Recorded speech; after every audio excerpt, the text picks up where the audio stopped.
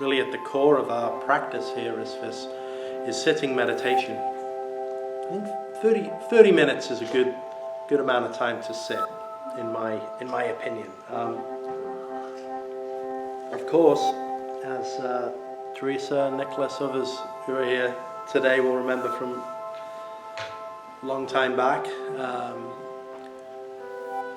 we would sit for 45 minutes. Well, many of us remember that, right? We'd sit for 45 minutes, sit for 30 minutes to begin, and then there'd be a bell, and then we'd go on for a further 15, which is more in the kind of the Vipassana tradition.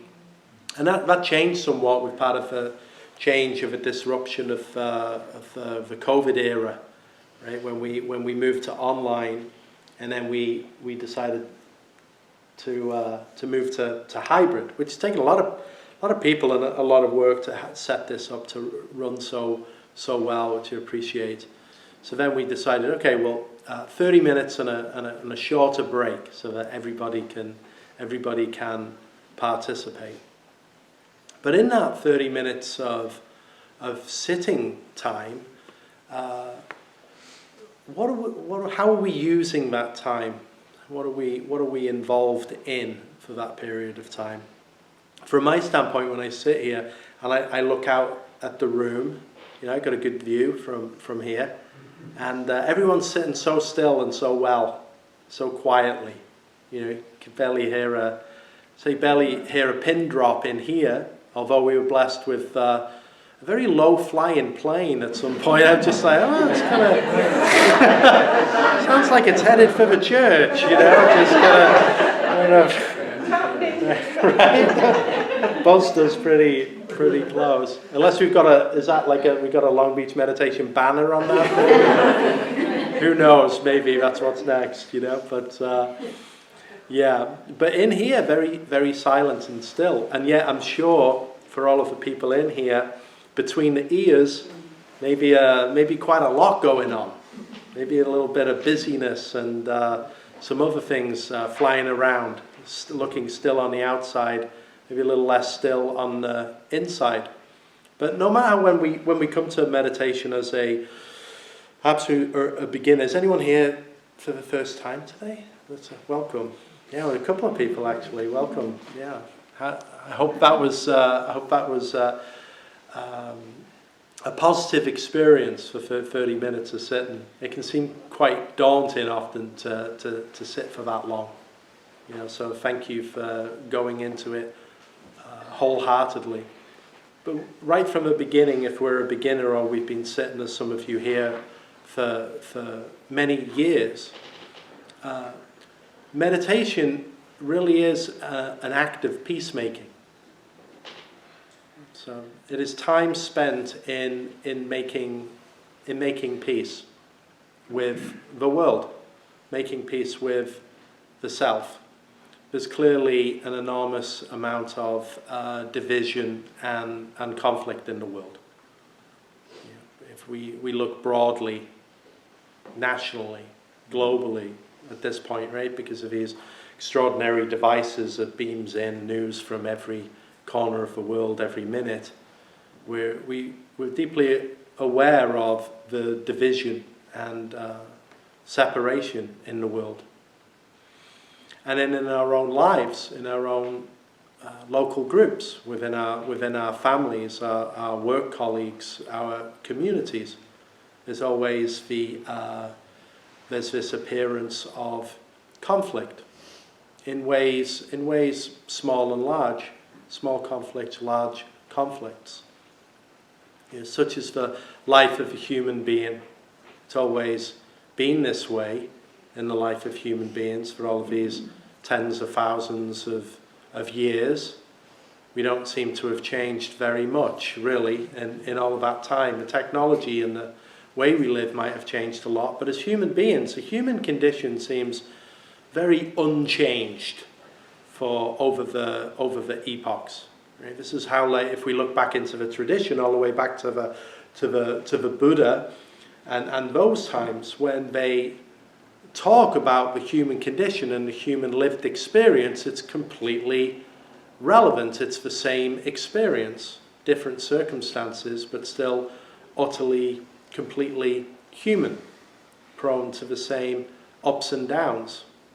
Right? So when we come into our sitting practice and we sit down and the bell is struck, then we have the opportunity to declare peace with this.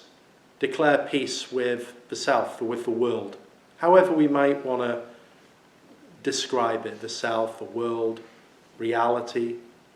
You know, when we're walking around and dealing with the world, and we're in the world of ups and downs and back and forths, it perhaps feels more difficult to make peace with the way things are. We have a relationship to the content of the world and the content of our life. But our time in meditation is a time to declare a unilateral peace. We can do that. That can be done. We can't wait for reality to come to our terms to declare peace. It is uncooperative in that way. We can't wait for that. But we can declare a unilateral peace now. That's our practice in meditation.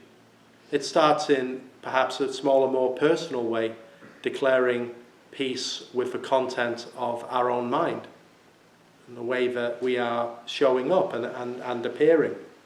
You know, the topic today that I was bringing up sounds a little abstract. The essential art of non-thinking.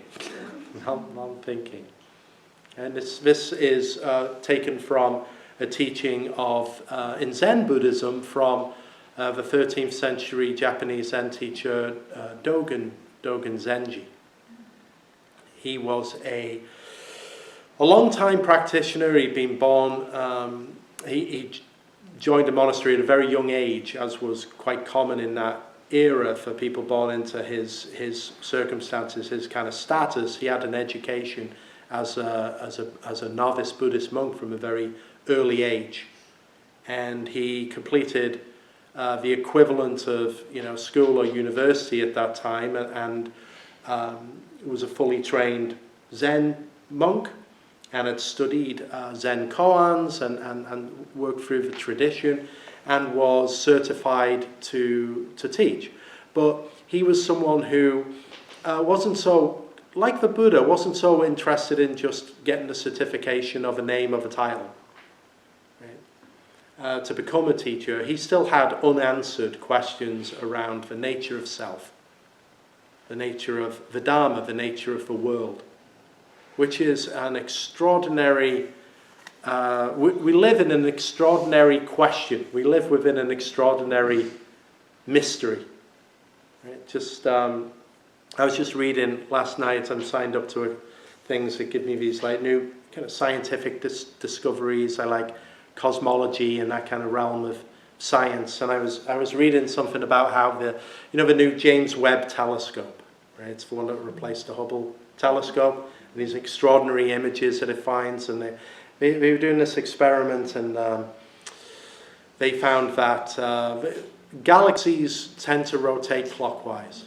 And that's unusual. They thought, well, it should be 50-50. Maybe some go anti-clockwise, others go clockwise. And I won't go too far down this rabbit hole. But the gist of it is it's one of the things that they were looking for. It sort of reinvigorated the theory that our universe exists within the black hole of another universe. Right? So I went down this, I was reading it. I like to read these right before I go to bed, Gotta read something like this. It's just like, what? And it's, okay, so this universe could be like the product of a black hole of another universe. And how many black holes are there in our universe? There must be thousands. No, there's probably millions. And I looked it up, and it's like 40 quintillion. Right? For those you're probably familiar with a quintillion. No, that's like 40 with 18 zeros after it. Right? And just I read something like this, and I'm just like, wow, my understanding of infinity just expanded. Right? It's just whether there's theory or not. It's like you have these extraordinary people in the world who devote their lives and just serious brain power to like working on these things, building these telescopes, exploring the world, exploring the universe. And it's mystery, mystery, mystery. Every discovery, just invokes the next discovery. And yet we're always left with this fundamental question of what is this? What is this extraordinary life that we've all been engaged in these years and we're engaged in right now? Right? And how rare in the world, how rare in the universe. When you look around the galaxy, there doesn't seem to be anyone else right now that we can detect, who knows.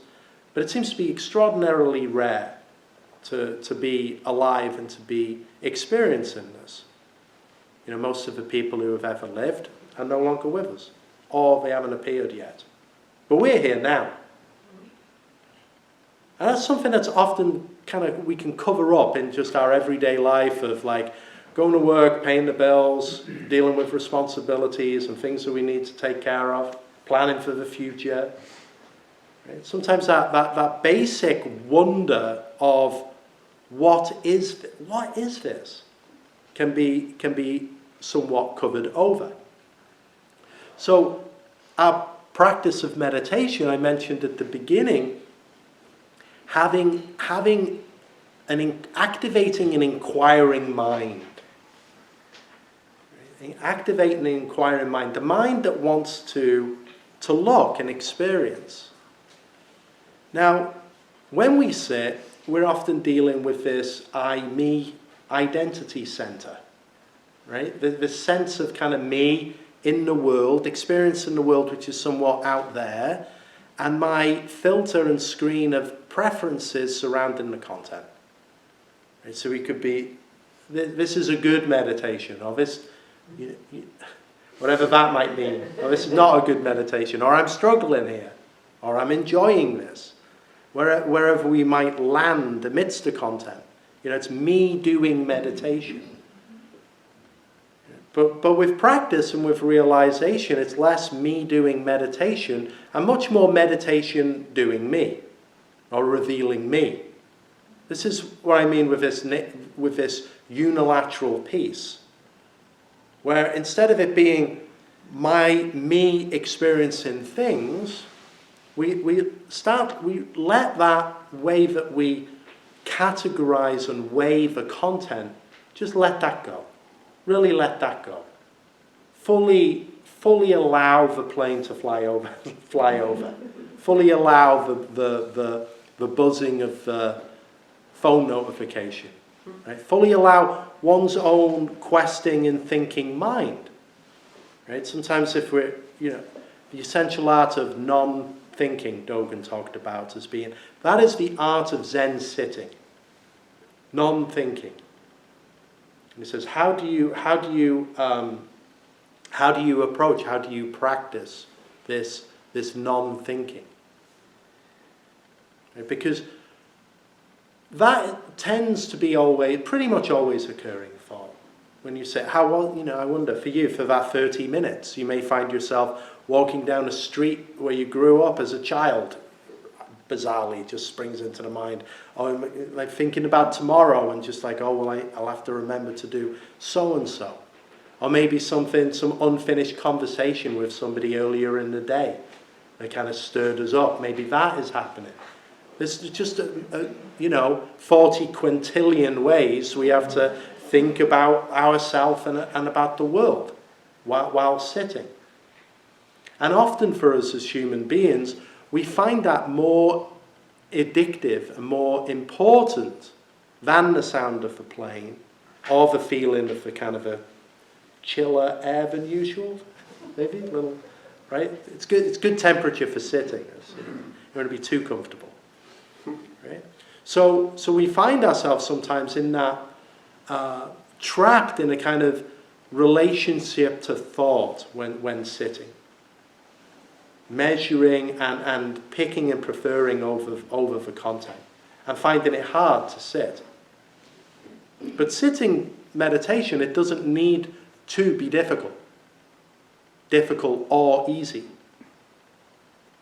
If we can sit down, and again, and at the sound of the bell, what's really required in Zen meditation particularly is to abandon, loosen, let go, dissolve, whatever word that we put in there, the preferring, grabbing to the content. The things that I like and the things that I don't.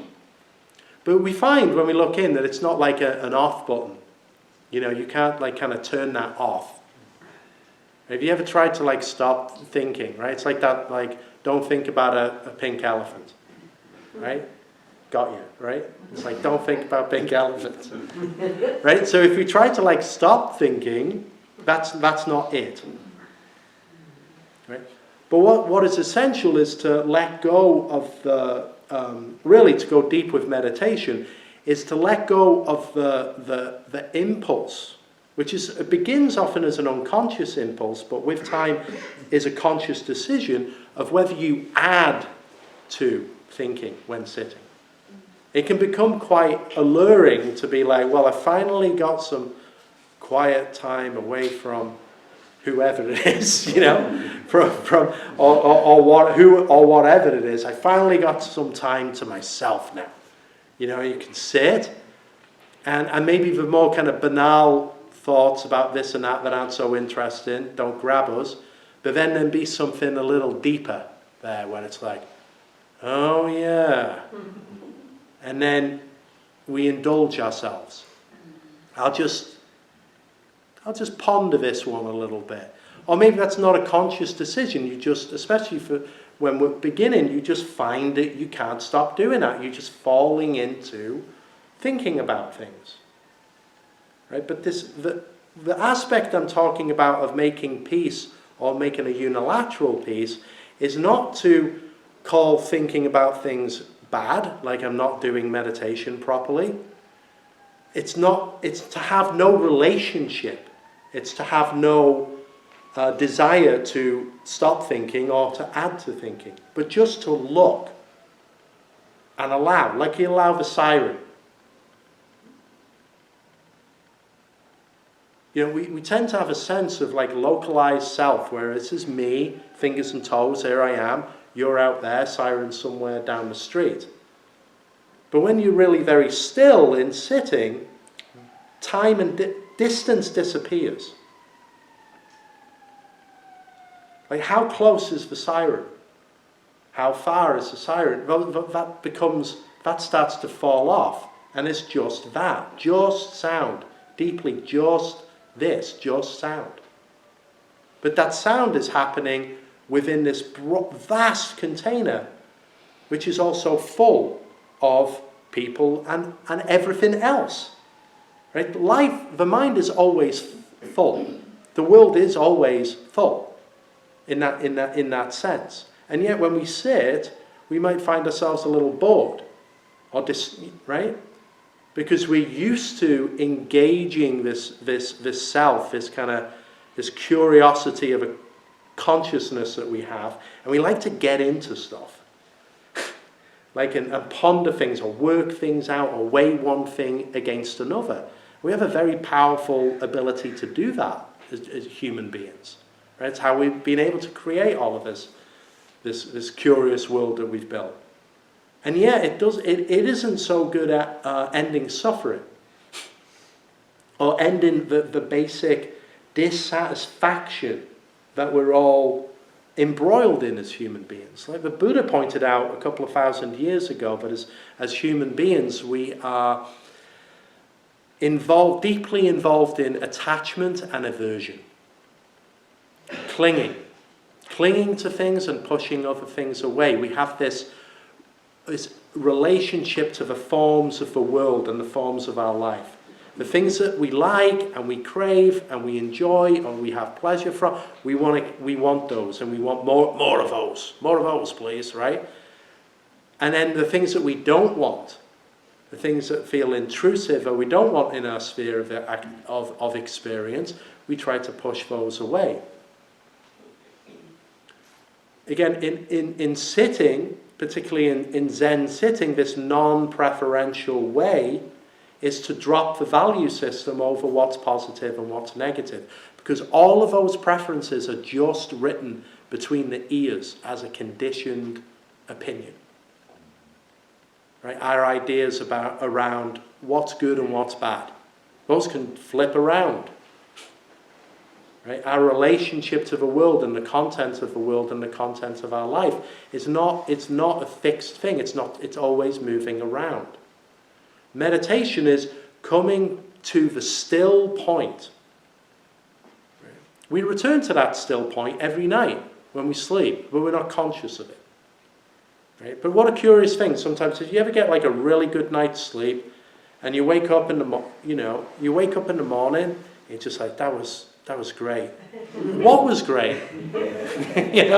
How curious, like the complete disappearance of self is a wonderful experience. I remember that with I had to have a general anesthetic a couple of years ago, and it's just like, I felt like it was a wonderful rest, I just like, I wish I could sleep like that. So just in this practice of sitting, sometimes you might feel like the worst meditator in the room. Like everybody else looks still, quiet, composed, Buddha-like, just sitting there. And then in my head, it's just like a laundry list of all of the people who I can't stand, and the world that I hate, and the resentment and resistance to going on, whatever it might be. But everyone is in that position. Everyone is in that position. That's human nature. That's the human condition. But when we're deeply immersed in the human condition and we're just living in reactivity to what we think about things, how we weigh and judge things, often that just runs as an unconscious fire hose. Right? Just the way that we're experiencing the world and having that kind of reactive relationship to people and things. Meditation interrupts that and deeply disrupts that tendency. You look into the content of your own mind, wow, I'm just constantly thinking about stuff, comparing stuff, weighing stuff. But instead of that being, well, that's wrong, I need to stop doing that, find the awareness, what Dogen called take the backward step, that shines a light on that one.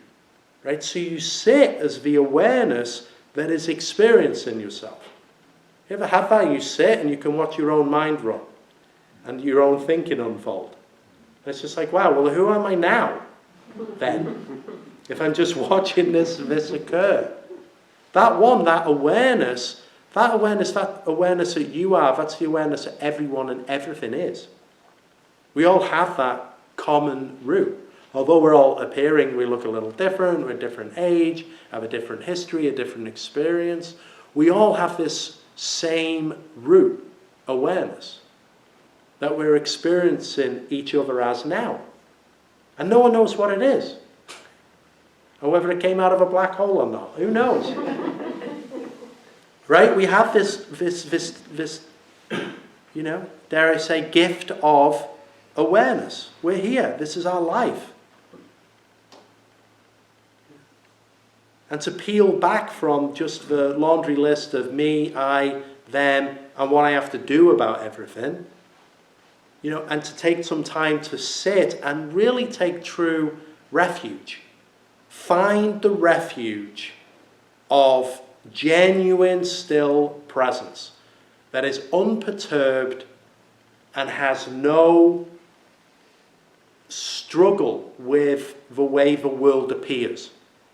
Fully sit down, fully allow and fully accept the world, this life, this self, just as it is. So, such a radical and simple sounding shift. But in most people's experience as practitioners, as Dharma practitioners, it takes some time in the chair or on the cushion to really realize one's home. in stillness and in presence. But we know it's home. That's where we came from. That's where we return to. It's where we always are. It's just over the years, and as we get conditioned by the world, we kind of wander away and create an image of the world. But coming back to meditation is a conscious act of dropping the construction, letting go of the problems, the issues, all of these, which help make meditation more possible. All of the basically side effects of sitting, which is to lessen stress, open the heart, open the mind. But we are returning to what we always already are from the beginning. Meditation is not cultivating gain, it's actively cultivating loss. The loss of the extra. The loss of all of the stuff that gets stuck to us. Right? Just so you deeply return to who and what you already are, and that you can trust that. No need to define, work out. Then we could enjoy our meditation much more. That wasn't true for me. For a lot of years I didn't enjoy meditation. It's just like a means to an end. I want to be more realized. I want to get enlightened. Apparently meditation can do it. I'll do a lot of meditation then. But it's like trying to do all homework and essays to try and get a degree at the end of it. But not enjoy the work. And I would go to meditate and just do meditation. And then that shifts over time, but it's now much more, it's like, oh my gosh, for 30 minutes I don't have to do anything at all. That's awesome. I don't have to talk to anyone, go anywhere, do anything. It's just deeply do nothing. That's powerfully resetting. It's a powerful reset. Like when you run a phone and it starts getting buggy and you realize, I haven't switched this thing off in 6 months. And you look and you've got, I've got 120 apps open. And you start oh my God, you start swiping them all and well, this is me, And then you powerfully, you reset it. Let meditation be that. As part of our practice, it's just deeply reset the self. Come back to base. Come back to what is primal and immediate. It's just deeply nourishing and deeply valuable to us as human beings. I'm always, you notice that qualitative shift from when we come in the room and we sit down, you strike the bell, you sit for 30 minutes, and then what a wonderful energy we become aware of. That energy of stillness and connection, the sense of, yeah, this is good. This is good. When you sit for a period of time.